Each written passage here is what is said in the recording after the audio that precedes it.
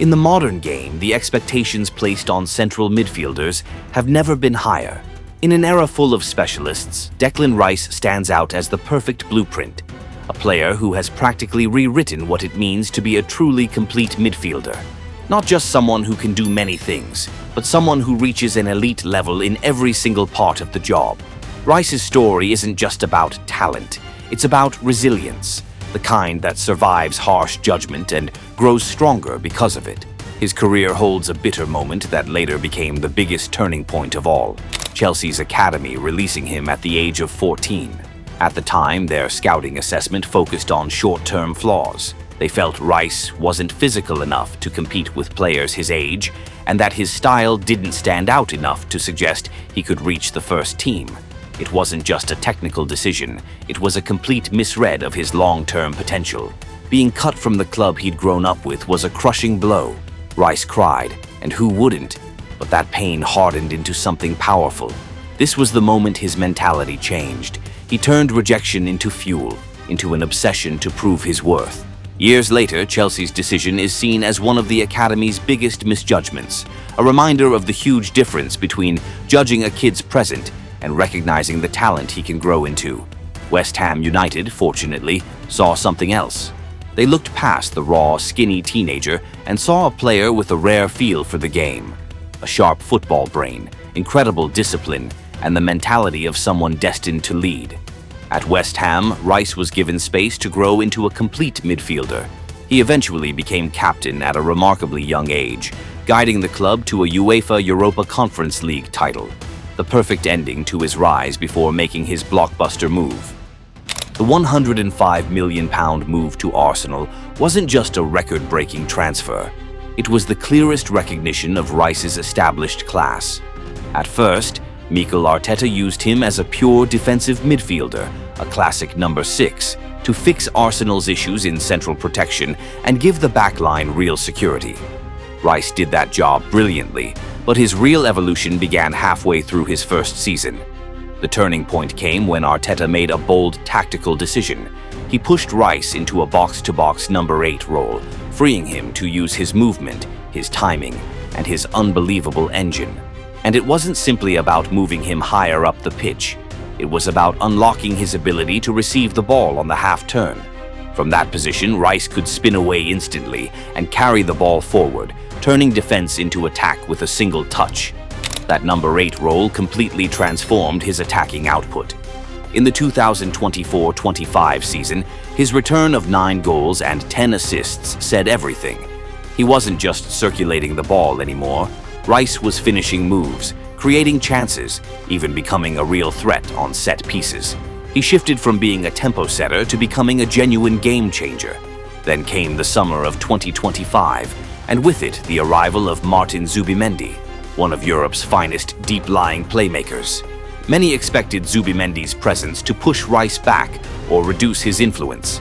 Instead, it did the opposite. It allowed Rice to take on a hybrid role, starting deep alongside Zubimendi, but with full tactical freedom to burst forward and attack space whenever the moment was right. Here's how the system works. In defense, especially during the first stage of build-up, Rice drops deep to form a double pivot alongside Zubimendi. This is where Arsenal needs stability and control, and the two of them provide exactly that. They protect the center, help absorb pressure, and give the back line a safe outlet to move the ball forward. It's the foundation that allows Arsenal to stay calm and organized before transitioning into attack.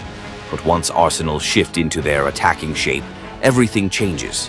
The team moves into a 3-2-5 structure, with one fullback stepping inside to join midfield. Zubimendi stays as the anchor, holding his position and dictating the rhythm. And that's what frees Rice. With the defensive burden shared, he has the license to push forward, using his pace, timing, and power to attack space, usually drifting into that left-sided number 8 area to help overload the final third. It's this evolution that made club legend Patrick Vieira call him a complete midfielder. One recruitment specialist put it perfectly. His ability to receive on the half-turn means his first touch is always forward. The attacking role never phases him. This is Rice turning seamlessly from destroyer into creator. Rice is that rare mix of refined passing quality and overwhelming physical dominance. And the one thing Chelsea misjudged most, his physical profile, has now become his superpower. He has an incredible engine and unbelievable durability. He consistently ranks among the leaders in total distance, covered and high-intensity sprints. It's what allows him to be a true box-to-box midfielder in the literal sense, pressing aggressively in his own half, then exploding forward 60 meters to join the attack. As one analyst said, people still don't give him enough credit for his athleticism. He's incredibly strong and moves so well. His ability to constantly apply pressure, disrupt opposition play, and win duels makes him an elite pressing midfielder. But at the same time, his calm, accurate passing allows him to control the tempo whenever Arsenal need to slow the game down. What truly separates Rice from the rest is his intelligence without the ball. He always knows when to drop deep and form a defensive wall, and when to quietly drift into the box at exactly the right moment. In his new role, he now leads Arsenal in carries, passes into the penalty area, and chances created. That alone shows he's far more than a sideways passer. He's someone who actively brings danger from midfield. Arsenal have shifted their style to play more direct, more vertical, breaking defensive lines quicker than before. And Rice is the player who connects that transition. By stepping into key spaces higher up the pitch, he helps Arsenal create numerical superiority against teams trying to defend deep. In Arsenal's 3-2-5 attacking shape, his job is to give the team a competitive edge. When the left back inverts to join the back three, Rice pushes forward into the left half space, becoming the fifth attacker. With his ability to cover huge distances and appear everywhere the team needs him, he forces opponents into constant reactive defending. His movement, power, and timing allow him to show up in every hot zone on the pitch. Rice's influence has spilled over to the England national team as well. Thomas Tuchel sees the same potential and uses a similar idea. He plays Elliot Anderson as the number 6 so that Rice can operate higher up the pitch. Rice himself said, "I feel like I'm more of a box-to-box number 8 now.